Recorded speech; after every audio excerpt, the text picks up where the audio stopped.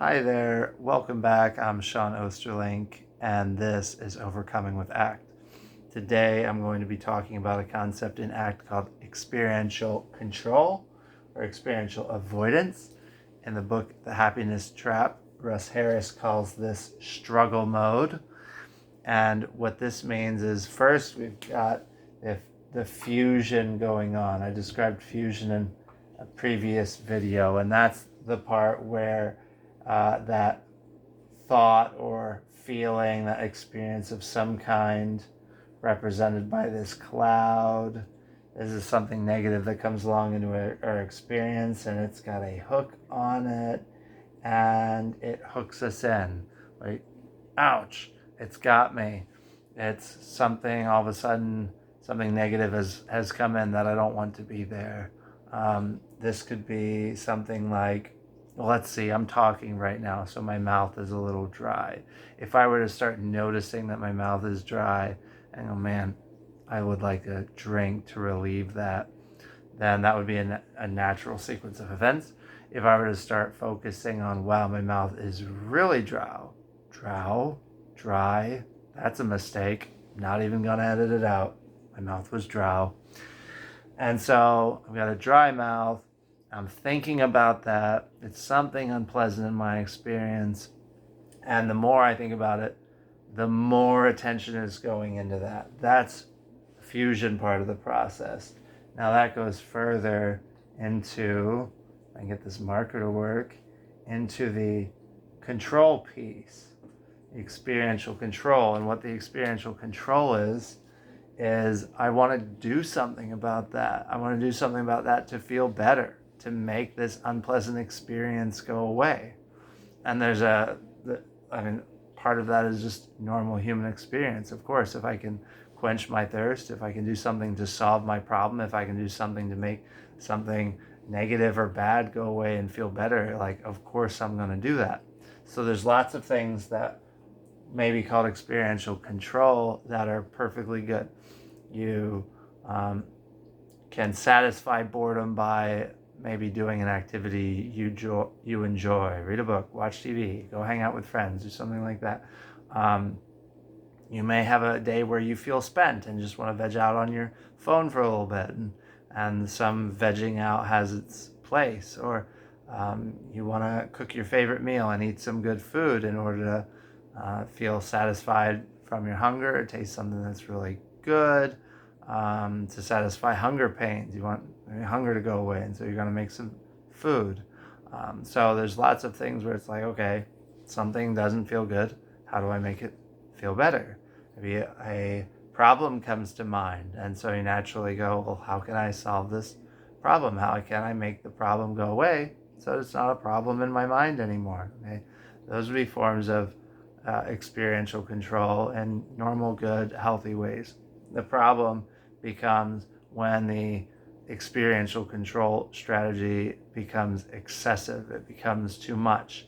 It becomes something that is getting in the way of your life. It becomes something dysfunctional that's no longer actually accomplishing, solving whatever it is that you're trying to fix or get rid of.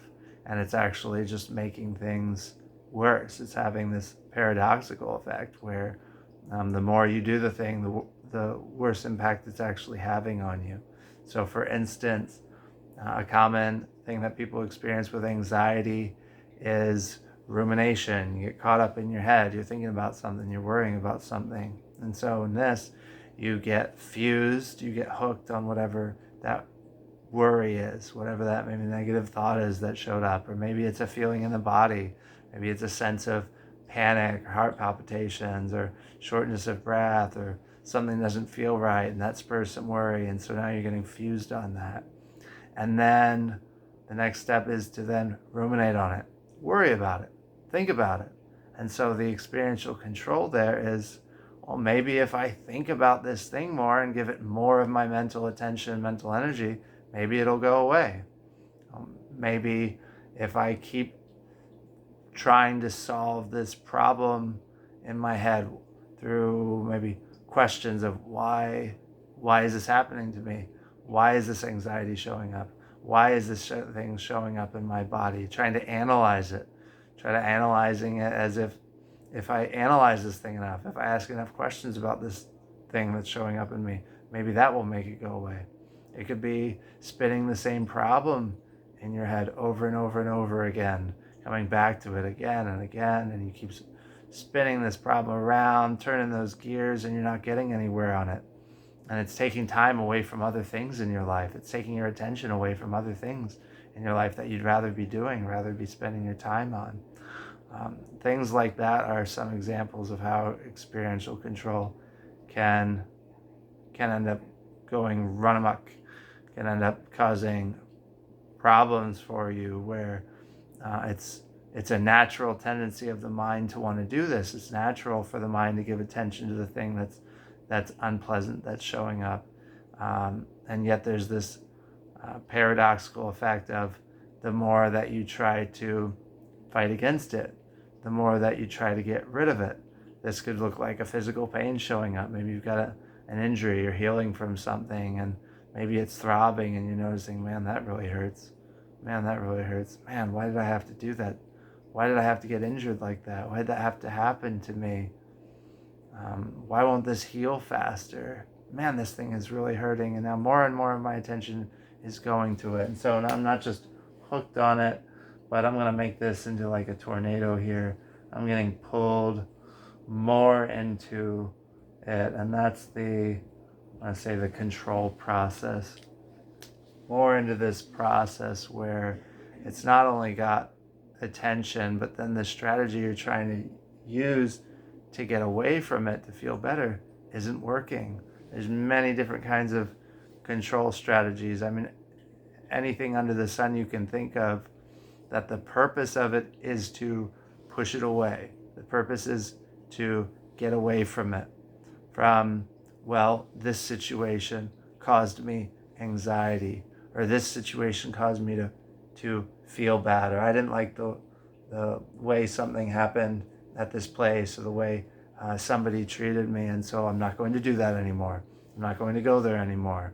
I'm going to cut maybe that person or that place out of my life and avoid that entirely. So that would be a form of control. And of course, there could be healthy boundaries involved in that. But as far as talking about experiential control goes, it's, well, I don't want to experience that unpleasant thing anymore, so I'm just going to root that out. The thing with something like anxiety is the more things that are being cut out, anxiety tends to reach into more areas of life with its tendrils, and so you might find yourself pulling back from avoiding more and more things in your life. It takes more ground. And so there's other ways of pushing away, like using distractions. Well, I'll just not think about that anymore. I'll go do something else instead. And it's kind of like I'm going to put my fingers in my ears and go la la la la la and try not to focus on that. And distractions can, in the short term, be really useful for things. Sometimes we need distractions. Sometimes a distraction can be perfectly okay. The question is, what is the long-term effect of using a distraction in order to feel better? Right? That ultimately, with experiential control strategies, it's like, well, something in me does not feel okay. And so I need to do something about that. Rather than sit with it, rather than allow it, rather than make room for it, I'm going to try to get away from that thing. And with what we do in counseling is work through, but what are the costs of that? What is the impact of that when the move that you make is to struggle with it, is to be in this tug of war of, I wish I could get rid of this experience. And the more I try to get rid of this experience, the more my attention is on it, the more it doesn't work. The more I tell myself, don't think about the pink elephant, the more I'm thinking about the pink elephant. The more I'm thinking about, I don't want to worry about that thing that's coming up. The more I'm thinking about it, the more I'm thinking about how depressed I feel, how low I feel. There could be negative emotions like that, how worthless I feel, something like depression. Then the more I'm thinking about that, the more maybe I'm going, why do I keep thinking about that? Man, I wish I didn't feel this way anymore.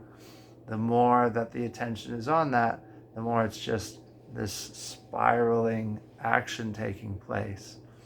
And so that's being in the struggle mode. If you find that what you're doing is tending to kind of make you feel even worse and keeping you just stuck in more of the same, then you might just be in this struggle mode. And that's where the name of that book, The Happiness Trap, gets its name. That's what Russ Harris describes as being the happiness trap. In a sense, this desire to feel good, feel happy again. How do I do that? Get rid of the bad stuff. Try to push it out. Try to run away from it in all sorts of ways. Try to rationalize with it. Try to positive self-talk your way out of it. There's things that are good skills in counseling that can also be paradoxical, and that they can also play into experiential control when the motivation is to try to get rid of the thing. So your mind knows what you're trying to get rid of. Deep down, you know that this thing is unpleasant and that you'd rather get rid of it. And that makes it sticky. So you're trying to encourage yourself with positive self-talk. You know what?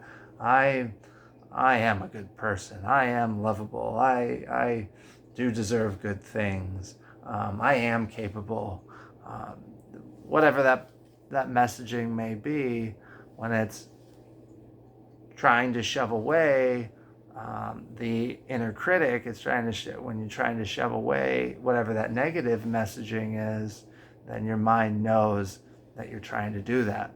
You're trying to play whack-a-mole with this thing. Get out of here, negative thought. Here's a positive thought. Get out of here, negative thought. Here's a positive thought.